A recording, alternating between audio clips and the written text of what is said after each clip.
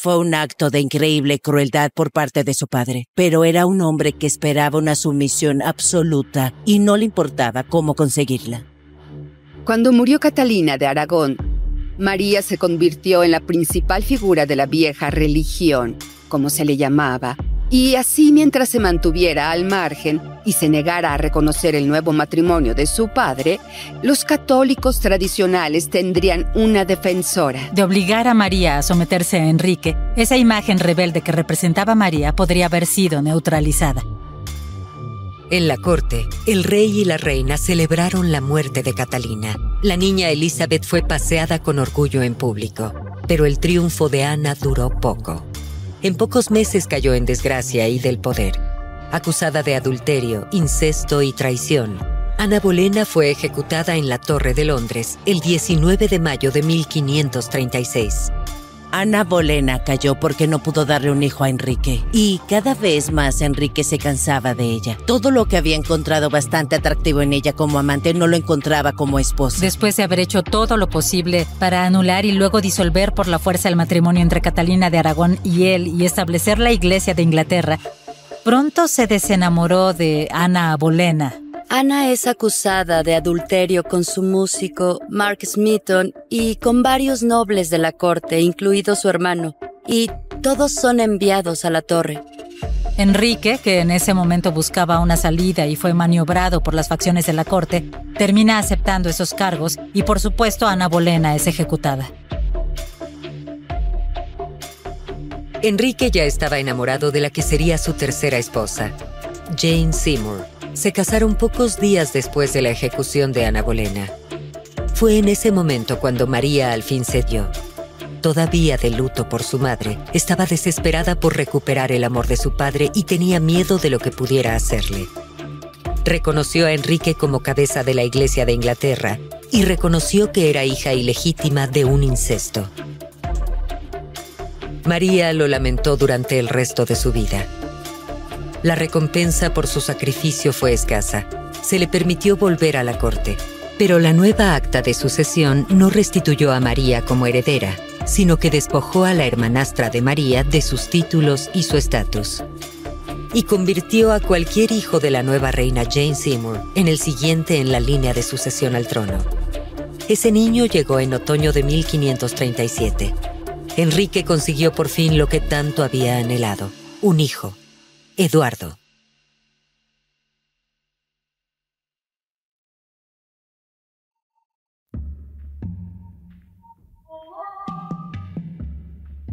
El nuevo príncipe nació en el palacio de Hampton Court, que era el hogar en constante expansión de la vasta corte del rey Enrique VIII.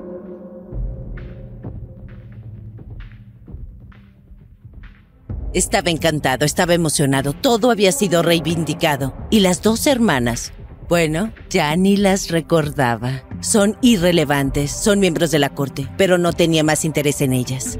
Toda la corte estaba sobre Eduardo. El nacimiento de Eduardo fue en realidad una de las mejores cosas que les pasó a Elizabeth y María porque les quitó la presión.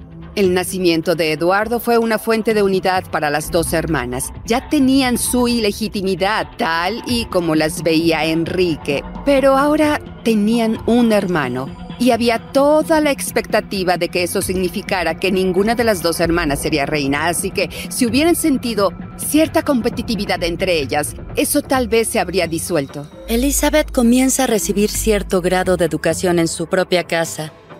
Y de hecho más tarde se unirá a la casa de su medio hermano y recibirá una educación mucho mejor. Y luego María es invitada de nuevo a la corte, por lo que pasa mucho más tiempo en la corte con Jane Seymour. Se reencuentra con su padre, por lo que su fortuna toma un enorme impulso. La reina Jane murió poco después del nacimiento de Eduardo. Otras 3 esposas seguirían para el rey durante la siguiente década, pero no hubo más hermanos para María y Elizabeth. Durante el resto de la vida de su padre compartieron el mismo estatus incierto. Enrique VIII murió el 18 de enero de 1547.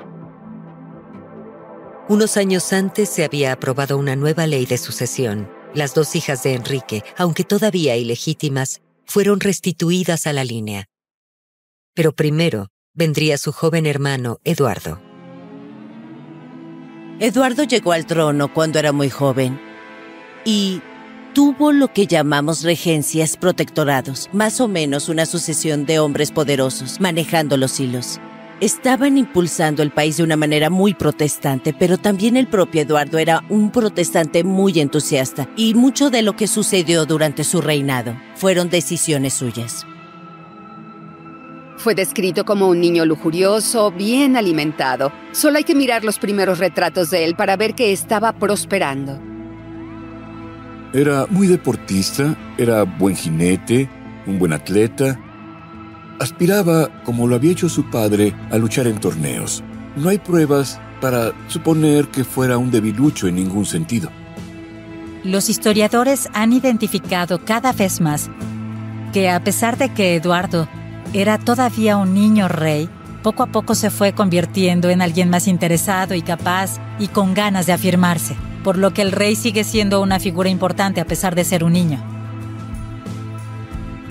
El reinado de Eduardo VI sería una época difícil para las dos hermanas. La adolescente Elizabeth fue colocada en la casa de la última esposa de Enrique, Catalina Parr. Allí se cree que fue abusada sexualmente por el nuevo marido de Parr, Thomas Seymour. María, por su parte, se enfrentó al gobierno de su hermano por sus reformas religiosas. Rechazó los nuevos libros de oración ingleses. En su casa se mantuvieron las tradiciones de la antigua religión. Se enfrentó al consejo durante gran parte del reinado de Eduardo por su derecho a que se haga misa católica en su casa. Eduardo le dijo: te someterás a mí, soy el rey. Y María dijo: eres mi hermano pequeño, te aseguro que no voy a aceptar órdenes de ti.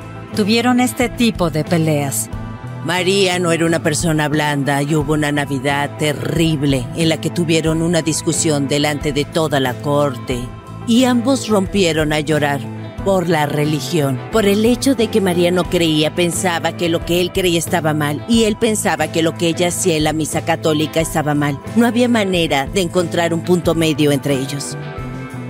El reinado de Eduardo VI sería corto. A principios de 1553 cayó enfermo. El 6 de julio de ese año, el rey de 15 años murió. La muerte fue mantenida en secreto por su gobierno durante días. Había un plan para fijar la sucesión. Eduardo era más que consciente de que María estaba esperando su muerte y tenía toda la intención de restaurar el catolicismo, así que todo el trabajo que se había hecho en establecer la iglesia protestante iba a ser deshecho. Eduardo no tenía tiempo de ir al parlamento, estaba demasiado enfermo. Así que, en el mes de abril anterior a su muerte, escribe el dispositivo para la sucesión que excluye a sus dos hermanas, María y Elizabeth, de la línea de sucesión. Cambió la sucesión para asegurar que su prima hermana, Lady Jane Grey, que por casualidad estaba casada con el hijo de su protector, el gran y poderoso Northumberland, quien era una chica de la que nadie había oído hablar y que él pensó que aseguraría la sucesión. Sería un país protestante por los siglos de los siglos. La acción de Lady Jane Grey fue un golpe de estado protestante. De eso se trataba. La noticia de la muerte del rey se extendió. Desde sus vastas propiedades en Anglia Oriental, María comenzó a levantar un ejército. Inglaterra estaba al borde de la guerra civil. En el verano de 1553, Inglaterra estaba en crisis. Su rey niño Eduardo VI había muerto. Pero ¿quién gobernaría después de él? En sus últimos días, Eduardo había ungido a su prima adolescente, Lady Jane Grey, como su sucesora. El rey protestante esperaba excluir a su hermana católica María de la herencia de la corona. Unos 3 días antes de la muerte de Eduardo, María cabalga a la corte para ver a su hermano y, creyendo que, ya sabes, él estaba enfermo, ahora estaba mejor y a ella la invitaron a la corte. Iba a ser apresada y encarcelada para que Lady Jane ascendiera al trono. Habían subestimado a María. Llegó hasta Hertfordshire y recibió ayuda de un partidario en la corte diciendo que no fuera, que había un plan para poder atraparla. No tuvo buena suerte en su vida, pero esto fue bastante suerte. Uno de sus partidarios cabalgó a través de la noche y llegó hasta ella y le dijo que era la reina de Inglaterra. Se dio la vuelta, cabalgó con todos sus partidarios hacia Anglia Oriental y comenzó a reunir a sus tropas. Era una zona en la que María había tenido extensas propiedades, por lo que podía contar con un gran apoyo. Ella pensó que esta era su oportunidad. Su fe la había protegido durante toda su vida, para ocupar su lugar en el trono y restaurar el catolicismo. Así que esta era, en definitiva, su misión divina. María estaba por completo decidida y preparada para luchar por su trono si era necesario. Y ahí fue donde entra esta actitud Tudor, testaruda y obstinada. El 10 de julio, el Consejo de Eduardo, liderado por el ambicioso duque de Northumberland, declaró a Lady Jane reina de Inglaterra.